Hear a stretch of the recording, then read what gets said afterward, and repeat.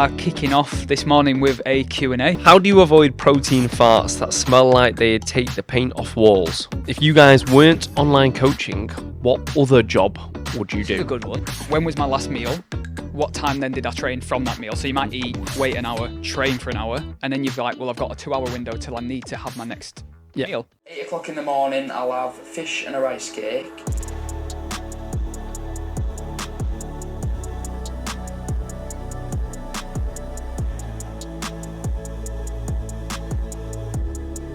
Here we are, first episode of 2024. First episode Although I of don't know if it'll be the 2024. first one that we put out in 2024. No, it's definitely not. I think this will probably be the second, Second won't or it? third. Yeah, because So- we've already put out. Did we put out Paul? When did Paul's go out? No, Paul's has already gone out. We've had one go out Yesterday. so that's technically the first one of 2024. But this is the first recording of 2024, isn't it? It is. So happy New Year. Happy New Year. Yeah. Even though this will come out probably end of January. I know. Yeah. Happy New Year. Hope you had a good one. But yeah, we're back to it, back to normal. We are kicking off this morning with a Q&A. We are. Aren't we? Yeah, we thought we'd ease ourselves back in. I did send that an email yesterday to my list, and I just said our creative juices are just not flowing. Mine Still in holiday mode. aren't yeah, my in particular are kind of blocked up with mince pies and gravy right now. we? I think but we've been saying this, haven't we? It's been one of those weeks because New Year's Day fell on Monday. Everyone's still been out of sync this week. Like, I've still not been sure what day it is because everything's felt like a day behind. Well, we pushed everything back a day, didn't we? So Monday was New Year's Day. Yeah. Usually I'd start check-ins on a Tuesday and do check-ins on a Wednesday.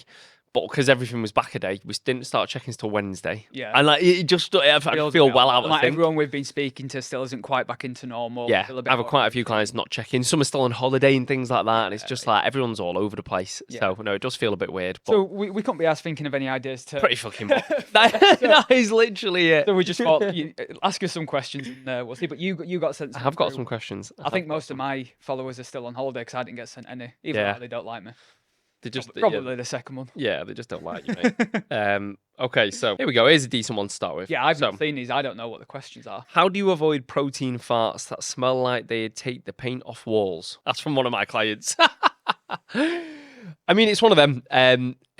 It's just part and parcel, isn't it? You know what? In all honesty, like I don't know about you. I've not had to deal with that for a long time. I think when you first, because this client of mine, he's been with me now for about kind of 4 or 5 months.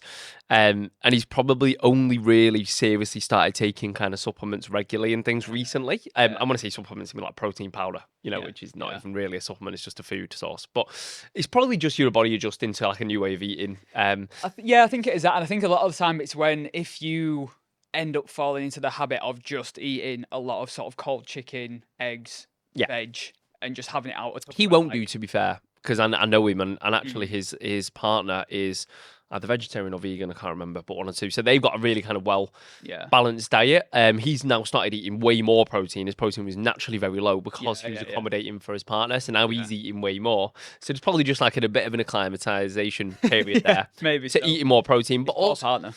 and also things like more fiber and stuff. Like when you start eating better, it's just your body adjusting, innit? I found that after the photo shoot, because I'd been eating clean for so long, right? And then we started kind of like, we went out and had like burgers and desserts and stuff. Like my stomach the next day, sorry to the podcast, who's having to listen to this, like my stomach the next day was horrific. Like I was just, Louise did not want to be in the same room as me. See, I was actually pleasantly surprised after this shoot. I didn't have any stomach issues at all. See, I didn't the last time. So I did the last shoot I did, which was way back in like 2019, 2020, which was like the first proper shoot I'd done. Yeah. That evening, I went home and I didn't have anything crazy. I just made myself a spaghetti bolognese because that's what I'd been dying for. And I did spaghetti bolognese, and I just bought like a garlic bread baguette, and I had that, and nothing graphic, like, but my stomach was in bits. Like the rest. I remember of the you evening, saying about that. Yeah. I just had to. I took myself to bed because my stomach was just in absolute bits. So like this time around, I was a bit like, is it going to do the same thing? It was absolutely fine. Yeah, see, mine was fine. Mine did not react well at all. And then I think so. The week after, me and Louise went to Chester for the weekend. Went out for like a really fancy meal, and I had like a steak, but it was covered in butter, and everything. Everything was so rich that I had food. It was unreal. Like the food was absolutely ridiculous. But again, my stomach was just fucked afterwards. Like it just wasn't used to it. Like, or it just couldn't process it properly. I think it all depends on how much you eliminate in that process and how strict you go with it. Yeah, and I because- didn't go like crazy. I didn't eliminate anything. Like, I No. don't know what it was. Like, I'm generally like, I've got a stomach of a dog, mate. You know, like, we're doing a food challenge later. You'll find out. Like, I'm all right. Yeah. But yeah, no, it was weird. Yeah, going back to your question, I think that sometimes it might be that you need to change your protein. I've got one. I don't know if you remember. One of my mates used to work for USN, and they used to do USM. Yeah. I think they're still around USN. Yeah, no, they are still around. But they have a protein powder called Muscle Fuel Anabolic. Yes. Oh, I used to love have you ever had the protein bars? Yeah. Like bricks. Yeah. And that stuff never agreed with me. no, that's right. So this is what I'm saying. So like, because he worked for them, he used to get a discount. So me and all the lads all had this Muscle Fuel Anabolic, which was like the holy grail. Like we were all going to get a hench off it. Didn't work. And every single one of us complained about how bad our asses were, just because like they did give you the protein bars like big time. Yeah. So I think it can be maybe sometimes the supplement. Might just need to change the supplement. But at the same time, it's kind of like that would. Yeah, I think it is definitely there's part and parcel of, like you said, that adaptation period of when you do start eating more protein and eating more veg and more fiber, your stomach's going to be a little bit off just for a week or two whilst it adapts, but it will then feel better for it and you'll have more energy and feel better. If it still continued after that, I think it would then be a case of you might even be having a bit too much protein. Sometimes people can be doing that, but you'd have to be having a lot. He's not having too much. Like he's right on where to be. Or it might be just something's not agreeing with you. Yeah. More than likely the protein powder that you're using. He's just sent that after Christmas as well, so it could be down to it. Could be the cheese boards, the wine, the fucking ridiculous amounts. Yeah, blame the protein, blame the healthy stuff before you blame anything else. Yeah. It can't. Yeah. But yeah, protein fats. Can't be the cheese. Can't be the mince pie. Yeah. It can't be. Right. So anyway, moving on. So this one's a really good question. You'll like this one. So this is from someone who's actually doing Blitz as well. So doing this Blitz. Oh, cool. Just signed up. Should every set be trained near to failure? And then this is probably a separate question, and favorite foods for pre and post workout. But should we cover the training one first? Yeah, we'll split them off into two separate questions because they're not related, are they? Yeah. So no, not every single set should be trained to near failure. Mm-hmm. I'm sure you'll agree. I'd agree. Yeah. I think it depends on the exercise. So, for example, if it's a more compound movement, back squat, deadlift, you don't want to be taking every single set to near failure. You're not going to recover. It's dangerous. Your injury risk is much, much higher. For smaller muscle groups, biceps, triceps, side delts, all that kind of thing, you definitely can take quads and probably need to be taking those to near failure with the majority of your sets. Yeah. But I think even near failure, most people won't get there. Yeah, like true failure. Most people don't even know what true failure is. So true failure is it's a dark place. It's hard, and this isn't us saying like, oh, people don't know how to train hard. No. Like we very rarely probably go close to true. Very rare. But this is something that we took the guys through on our in-person workshop day last year. It was literally we got them on a leg extension. And a lap pull down, I think we did. Lap pull down. And we just took them to genuine true failure. And that means past the point of us assisting them with some reps, like past the point of them thinking they couldn't do anymore. Because normally failure comes in 3 stages, doesn't it? You sort of first there's the psychological failure where you start to feel like, oh, I can't do anymore, when actually physically you can. Mm-hmm. Then there's technical failure where form breaks down. Form starts to break down. And then there's just absolute failure, which is you literally genuinely cannot do anything. Yeah. And that is the failure that you'd want to be pushing towards, but you're never going to get like as close to that as you probably think you are. I mean, the science says I think you can be anywhere between like 3 and 4 reps in reserve, really, to build muscle tissue. I think the science is basically anywhere within 4 reps in reserve. But that's within 4 reps of absolute failure. Yeah. You're going to be doing a good job. But, and that sounds easy because you're like, oh, well, I could go 3-4 rep shy failure and I'll be smashing it, which theoretically you will. But so for me, and you probably do the same with your clients, I will say that's because 3 to 4 reps close to failure, right? That's where we kind of want to be in order to build muscle tissue. But as Jake says, getting true failure is extremely difficult, especially if you've not someone else with you and someone who knows what they're doing in order to take you to failure.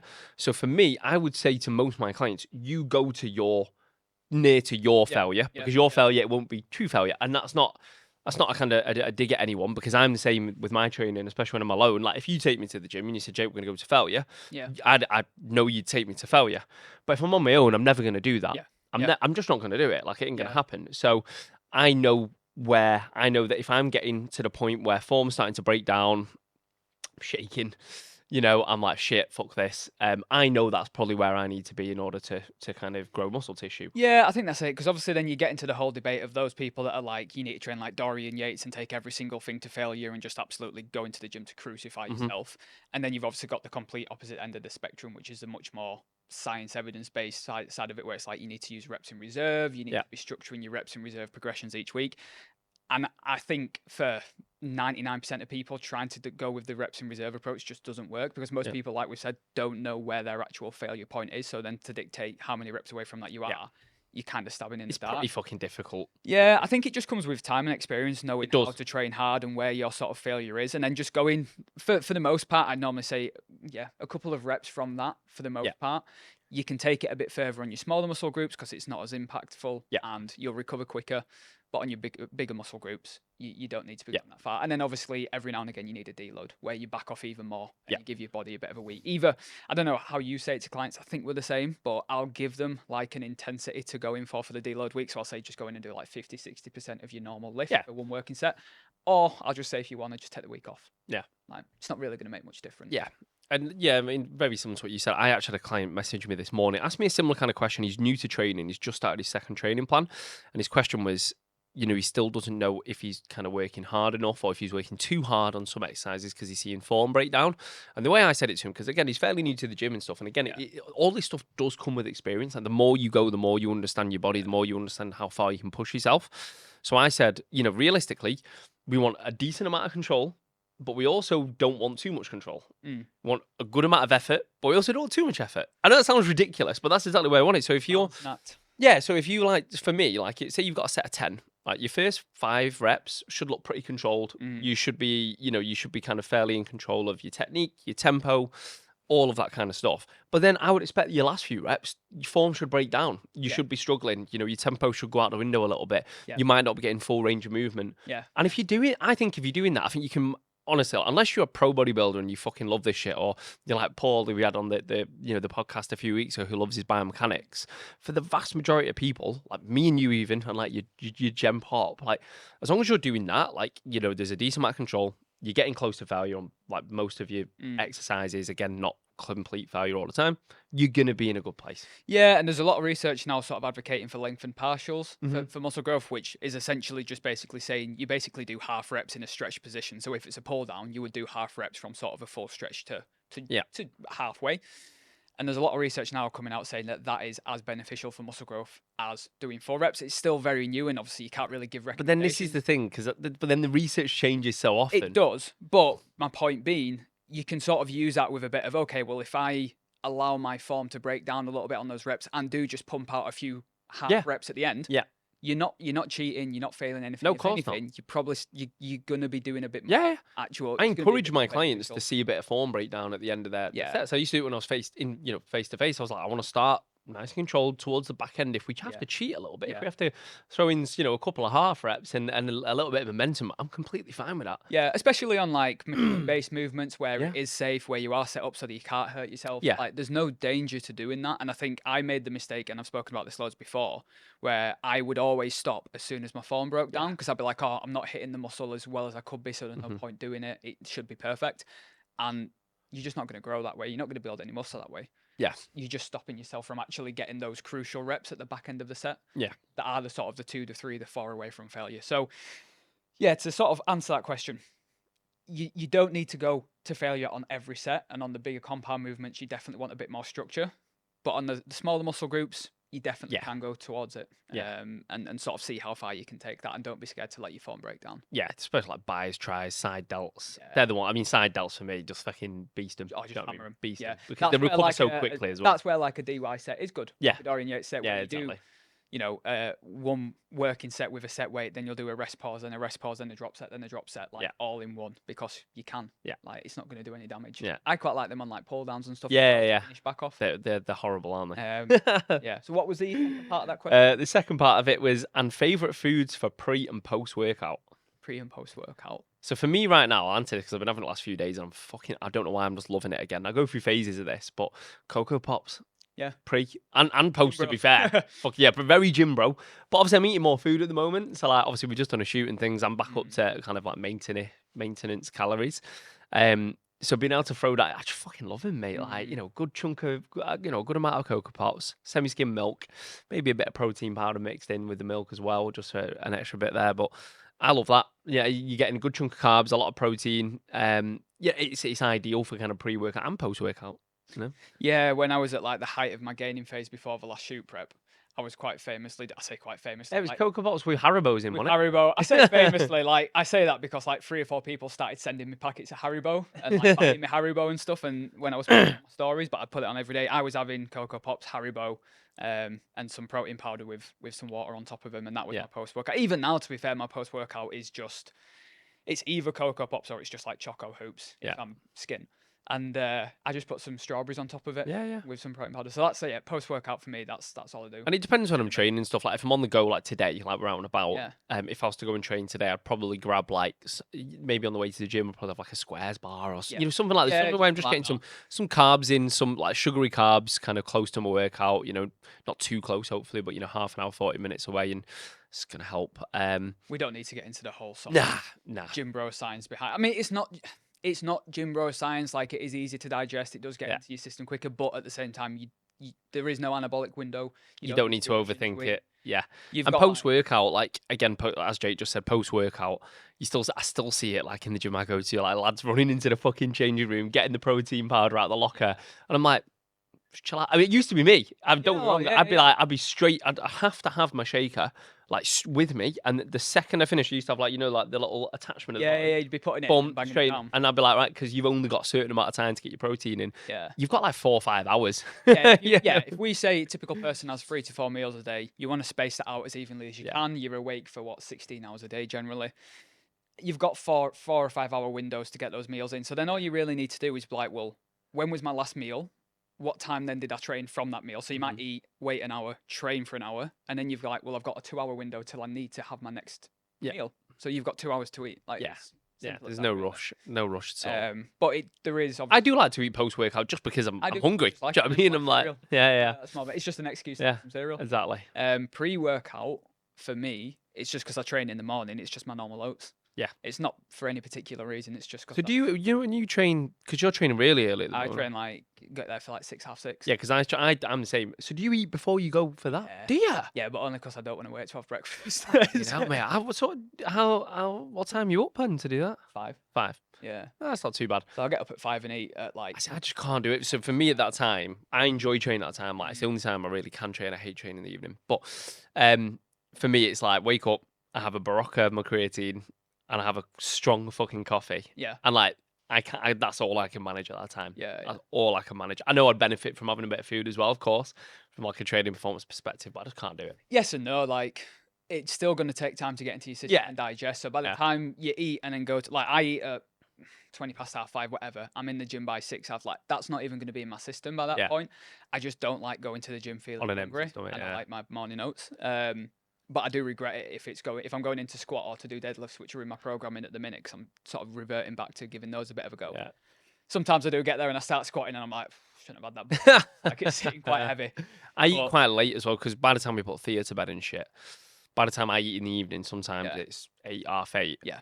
And like, generally speaking, I've got a good chunk of carbs, etc. in me. So I'm suitably fueled, in the morning, Yeah. So yeah, it makes I could physically go in having not eaten in the morning, and there would be no physical difference in terms of my strength capabilities. I just like getting up having my breakfast. That's literally the only reason. Yeah, so Cocoa Pops, Haribo's, squares bars. I used to love bagels and jam as well, to be fair. Bagels and jam are a good one. Right, here we go. If you guys weren't online coaching, what other job would you do? This is a good one. Yeah. So this is, and I spoke to him because again, he's one of my clients, and he said, not like, you can't just say personal trainer because that's the obvious fucking one. Like, other job. Yeah. Tattoo artist. Oh, really? Yeah. I could see you doing that, That was what I wanted. I thought you were going to say butcher. For years, that's what I wanted to do. Okay. I wanted to be a tattoo artist. Yeah.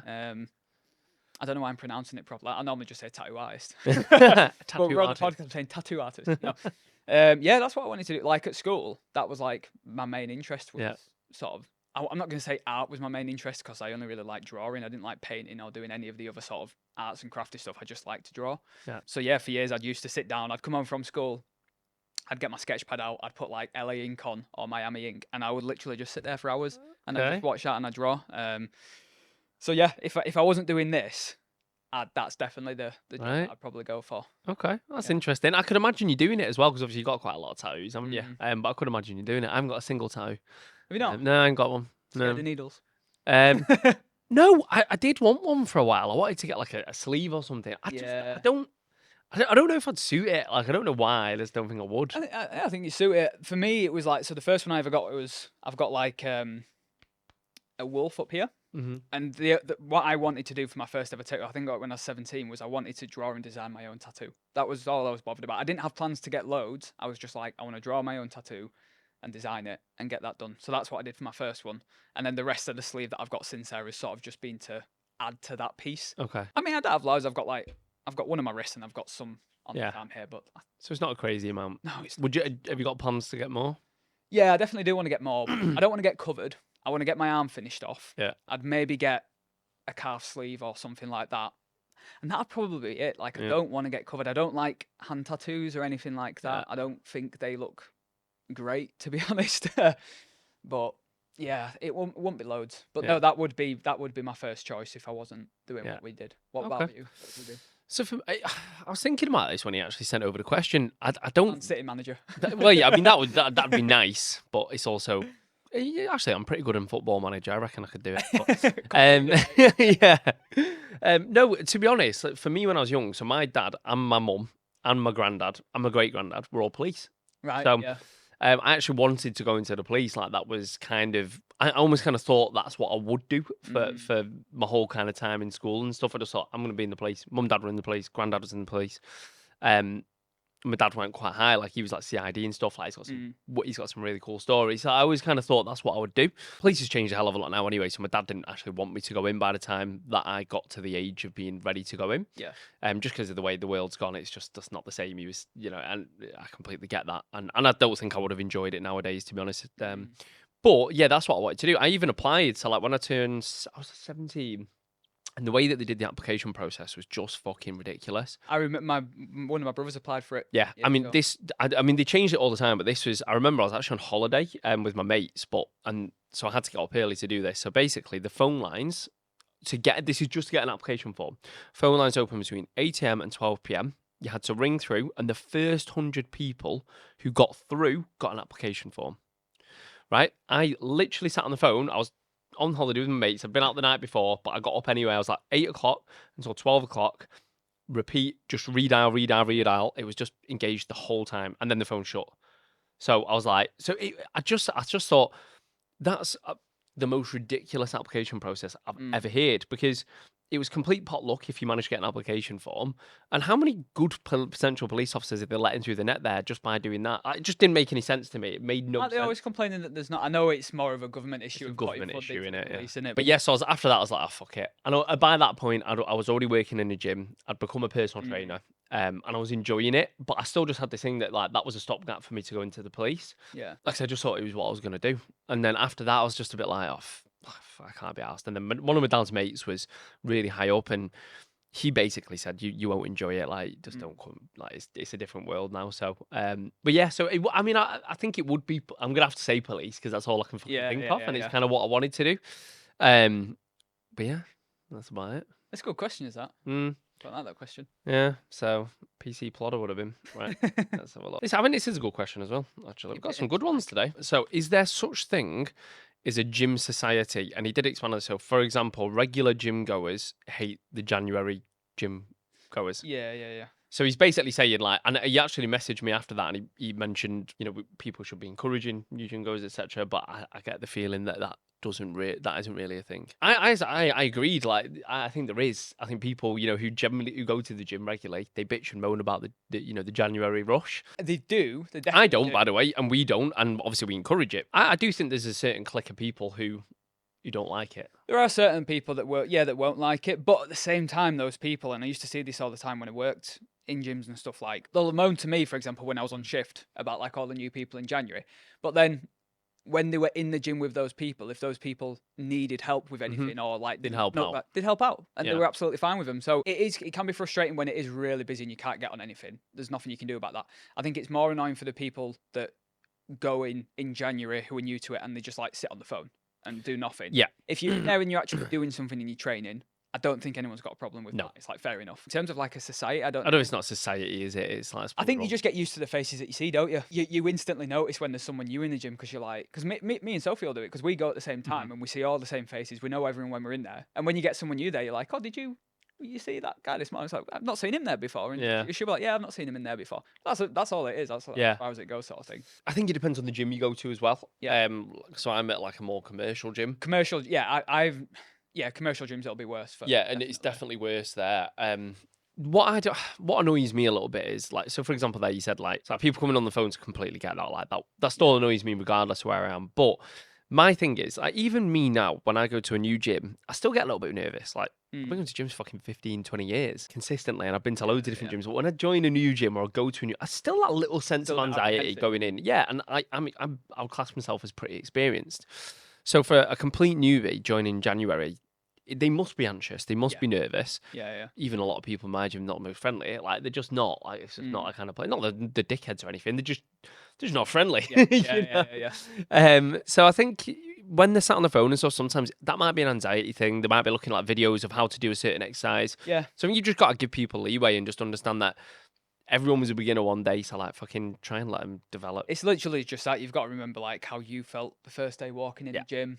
And your first few sessions, and even be like, what time of year did I start? Because maybe you started the same time of year, 5-10 years ago, whatever it is. So I think people do bitch and moan, but there's definitely not like a society. I don't think there's like a big WhatsApp group of people bitching and moaning about January starters. But yeah, you do get clicks in gym though, like in gyms, I think. Oh, you definitely get clicks and like, yeah, you definitely do. But I think people always think that they're going to get judged in the gym and others are going to be watching them and like. Yeah, we spoke about this before. It's a common thing in it where people like, I feel like everybody's watching me, or they sort of think that I look like I don't know what I'm doing, and they're thinking I look stupid. I can guarantee you 99% of people no one cares. Realize you're in there. No one cares. Everyone, you got to remember when you go to the gym, everybody's in there to serve themselves. They don't care about anyone else. Yeah, you literally. And that's not being like an odd when I say that. Like people are in there, and generally people are busy. Like they're just in there to do their shit and get out. Yeah. But nowadays, most people are filming themselves in there anyway. So exactly, including us. Yeah, exactly. Yeah, and it's a bit like when we first went. Like, I was shitting myself like filming. Oh, when we then you realize filmed in the gym. Yeah, but then you realize actually people don't care. And then I've got one final question: protein powder / supplements. What are your thoughts? Full of chemicals, a big con? Worth it? Question mark. Protein powder, no, like it's definitely not a con. It's literally when it comes to protein powder, the way I say it to my clients is I don't even class it as a supplement. It's just a food. It's a food source. There's nothing bad about them. Yes, there's a few chemicals in there, but certainly nothing. Everything's chemicals. Everything's got chemicals in. Nothing more than what your chicken breast would do from the supermarket. There's obviously better brands and worse brands to buy from. Some are full of shit. Some might not be the better quality stuff that's going to digest as well. Yeah. So it is worth getting spending a tiny little bit more on it, of course. It is. Honestly, like even if you're not a gym goer and like you're just someone who needs to get their protein in, like I'd recommend protein to anyone. And then in terms of just general supplements, there's obviously a load of shit supplements. There's some ones which are just completely pointless. Yeah, I think sort of generally the only ones I would recommend as standard, not essential, but just generally recommend would be creatine and vitamin D3 and K2. Literally, and that's it to begin. I'm exactly the same. Yeah. Vitamin D because we're deficient here, generally speaking, and we don't get enough sunlight. And then obviously creatine is just something which can help performance. Yeah. And that's literally it. Then again, creatine is the most researched supplement worldwide, I think. It's amazing. Like I have quite a lot of clients who use it, and I use it every single day. It's not gonna work miracles, but it just helps. Just boost your training. And then obviously context dependent. If someone's then doesn't like fruit or veg, you might then have to recommend a multivitamin or fruits and greens powder just to cover the bases. Or if they're in quite a high deficit and food volume's very low, then again you might recommend a couple of things like that just to make sure you're covering those things. But apart from that, if you're having like a general maintenance amount of food and you're getting in a good portion of fruit and veg a day, you're going to be okay unless something flags up like you're struggling with sleep or you're having problems with digestion. Unless there's a reason to investigate it and look at potential changes to your routine, nutrition, and then supplements, you don't need to go crazy with it. No.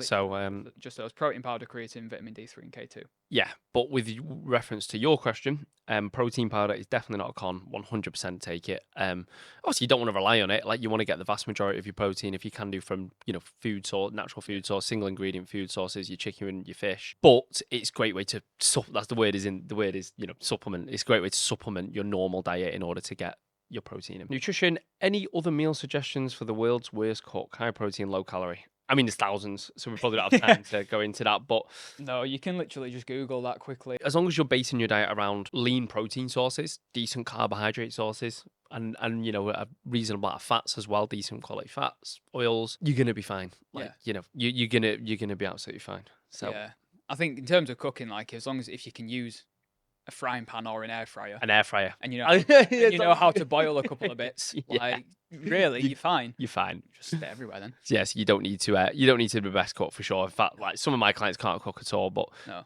They get by fine. And that's everything. That's all the questions. So thanks, guys, for getting involved. I'll probably ask for your help again the next time we do one of these. But nice. I like the non-fitness related questions. Yeah, no, they're good. They're quite cool. Yeah. Might chuck a few more, see if we can get a few more of those in. Yeah, so for the next one, if you listen to this and we put out a question box, anything you want to know. Yeah.